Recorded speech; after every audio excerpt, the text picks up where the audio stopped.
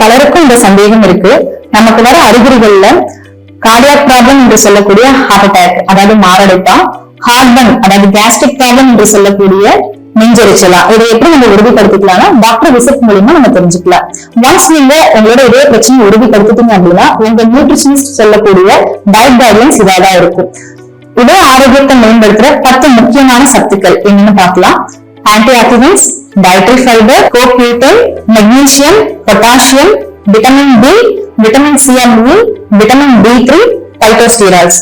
So இந்த 10 சத்துக்கள் இருந்த உணவுகள் என்னென்ன உணவுகள்ல இருக்குன்னு நம்ம பார்க்கலாம்.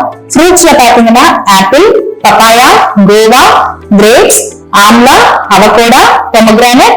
வெஜிடபிள்ஸ்ல பாத்தீங்க அப்படின்னா cruciferous வெஜிடபிள்ஸ், அதாவது cauliflower, cabbage, then broccoli, green leafy vegetables, and பாத்தீங்கன்னா yellow and green vegetables, beetroot, carrot, இதுல எல்லாம் இருக்கு. பல்சஸ்ல பாத்தீங்கன்னா சோயாபீன்ஸ், எல்லா பீன் வெரைட்டிலையும் நமக்கு இருக்கு. தென் கிரீன் பீஸ்ல இருக்கு. நட்ஸ் அண்ட் ஆயில்ஸ், நட்ஸ்ல பாத்தீங்க அப்படின்னா உங்களுக்கு பாதாம், walnut, flax seeds, then chia சீட்ஸ்ல. ஆயில்ஸ் பாத்தீங்க அப்படின்னா avocado oil, flaxseed oil, gingelly oil, groundnut oil, wheatgerm oil, இதுல எல்லாத்தையும் உங்களுக்கு இந்த சத்துக்கள் அதிகமா கிடைக்குது.